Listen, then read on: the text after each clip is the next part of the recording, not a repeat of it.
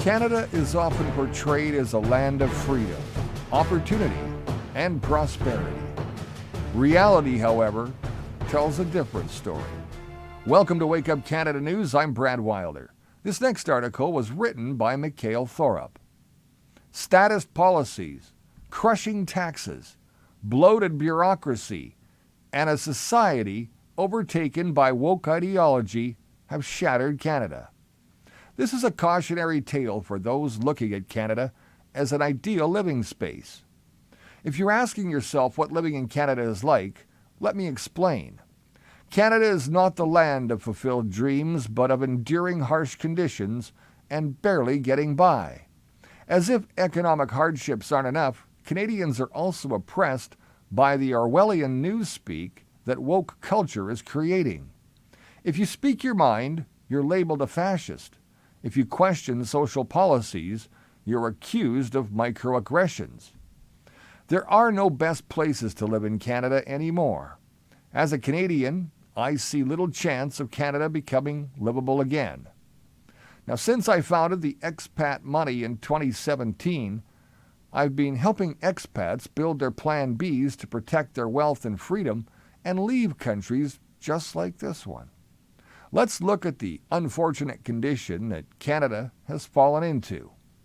The restrictions imposed during COVID, the strict quarantine measures and harsh government interventions implemented in Canada during COVID-19 hysteria were shameful. The government expanded police and administrative powers to smash public backlash against its COVID policies. A significant protest movement called the Freedom Convoy began in early 2022. Truckers and citizens held large demonstrations in Ottawa against vaccination mandates, harsh pandemic restrictions, and the government's authoritarian tendencies. Former Prime Minister Justin Trudeau used extraordinary powers to freeze the bank accounts of protesters and crack down on activists. Individual and property rights were also arbitrarily violated. The Canadian government imposed mandatory vaccinations on federal employees, healthcare workers, and those in the transportation sector, turning personal health decisions into state mandates. Those who were not vaccinated were suspended from their jobs, their travel rights were restricted, and they were ostracized from society. Even the private sector was coerced to impose vaccinations under government pressure. Moreover, harsh lockdowns and restricted entry into the country forced businesses into bankruptcy. Massive numbers of people lost their jobs and the government's financial structure was severely damaged. Woke culture and the end of free speech. The problems aren't limited to elections. In recent years, woke ideology has overtaken Canada's politics, education system, and workplace. This progressive ideology has replaced individual freedoms and meritocracy with so-called principle of inclusivity and equity. As a result, freedom of speech has been destroyed, social engineering has increased, and social polarization has deepened. In Canada, laws enacted under the guise of combating hate speech have imposed mandatory language use by the government, determining how individuals should speak. Now we have another bill, C-11, to update the Broadcasting Act. The government's media watchdog, the CRTC, will now be able to monitor online platforms such as YouTube, TikTok, and even Spotify. Bill C-11 is a censorship tool to kill free speech in Canada. The government may have sugarcoated the law by saying, "We support Canadian content," but at its core, it's an attempt to take control of the internet. The government deciding what content is sufficiently Canadian will soon become a matter of deciding what content is appropriate, approved, and even safe. What about Bill C-18? This is another example of intervention that legislates internet censorship under the pretext of protecting the independent press. Bill C-18 requires internet platforms, especially companies like Google and Meta, to pay media outlets for news content. The government is turning content sharing into an economic penalty to extract money from big tech companies. Because of this law, platforms like Google and Meta have decided to remove news content completely. In other words, the government's move to access information has actually restricted access to information. Similarly, due to cancel culture, academics, business people, and members of the media censored, fired, and subject to social lynching when they voice different views. Diversity, equity, and inclusion (DEI) policies, especially in business and academic institutions, cause decisions to be made based on identity rather than merit. Canadian universities have been degraded from institutions that encourage intellectual freedom into ideological centers where a singular type of thinking is imposed. Companies must prioritize political correctness over efficiency and productivity in business life. Canada has shifted from a society based on individual freedom and voluntary cooperation to a system governed by the ideological impositions of the government. Assisted suicide and moral decline, indicators of Canada's political and economic collapse, can also be traced to the individual level.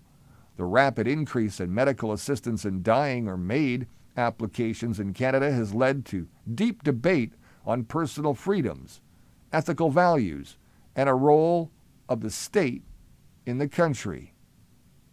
Canada has the fastest growing assisted suicide program in the world. When MAID was legalized in 2016, it only included individuals with terminal illnesses.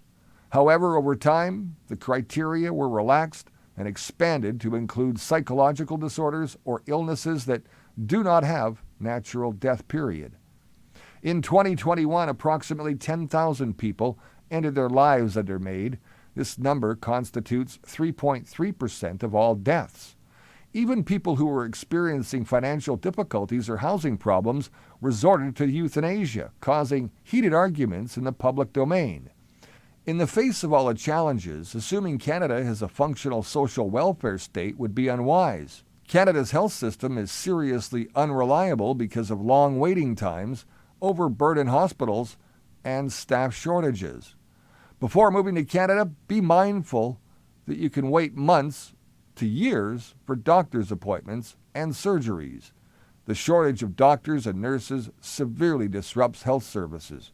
Excessive bureaucracy and limited private health services make the health system even more inefficient. Federal government overreach. Well, the federal government's drama is not Canada's only political issue. The political conflict between the federal and provincial governments is becoming a serious problem as well. There are several main disagreements between the federal and provincial governments. First, the federal government's carbon tax has drawn fierce criticisms from energy-independent provinces such as Alberta, Saskatchewan, and even Ontario. Second, the federal government demands that the provinces spend more on health care financing, while the provinces say they are underfunded and subject to excessive federal intervention. Third, immigration has exacerbated the housing crisis and the burden on public services in large provinces such as Ontario, Quebec, and British Columbia. The provinces demand more funding, saying they shoulder much of the cost burden, but funding is unavailable. Fourth, the federal government policies restricting fossil fuel use to economically harm provinces such as Alberta and Saskatchewan, which depend on oil and gas. It's no surprise that many people in Alberta and the prairie provinces responded positively to Trump's annexation proposal.